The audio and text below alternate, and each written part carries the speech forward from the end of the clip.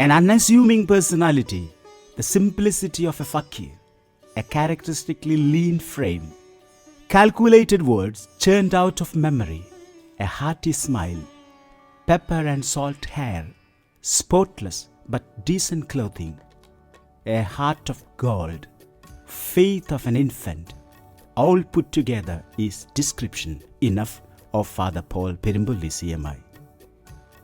Even in the Jubilee year, he looks young and sportive, true to his calling, committed to his religious, priestly and missionary vocation.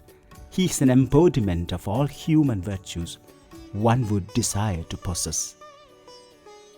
He throws himself heart and soul in everything he does. St. Paul, his heavenly patron and the great missionary, is his model and inspiration.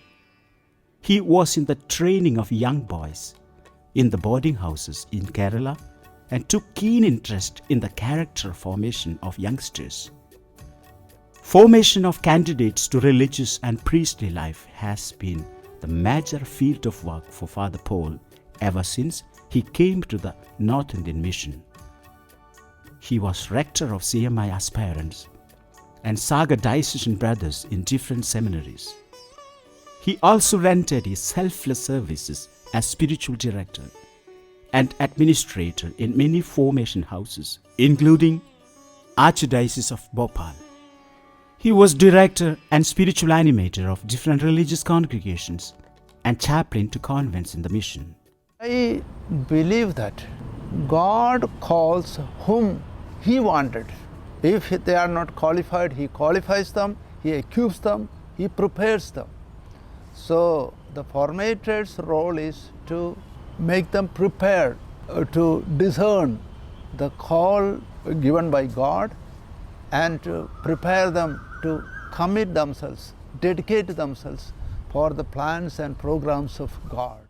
He was active and accomplished missionary in the Silvani project for many years, especially in the initial and most onerous times. He suffered persecution at the hands of many in Pratapgarh and elsewhere.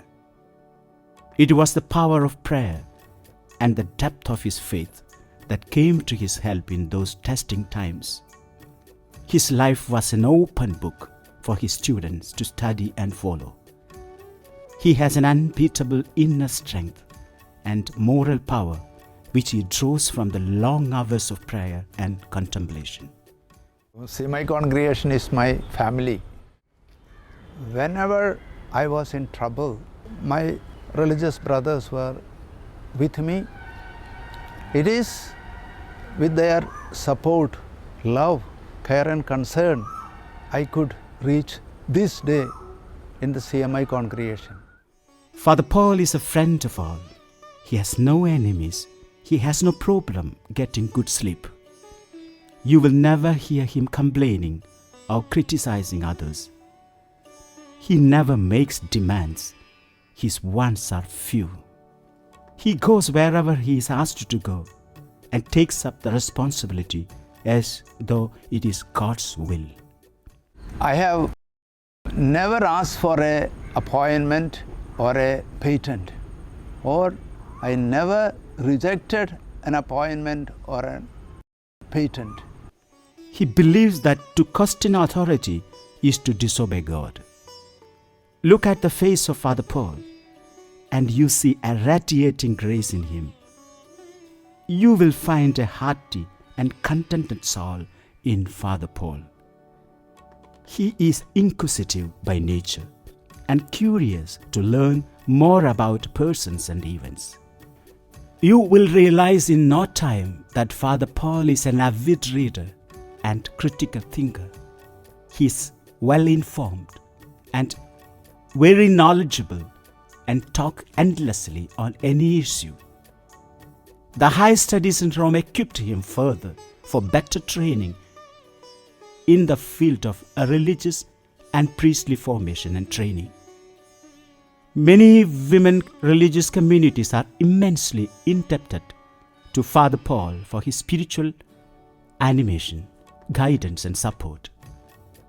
Father Perumbully has some uncommon qualities: as is his physical structure. He is straightforward in his dealings. He stands tall and is guided by his strong convictions. The three mystic monkeys of Gandhiji would find a fitting resemblance in Father Perumbully's personality. He speaks no evil.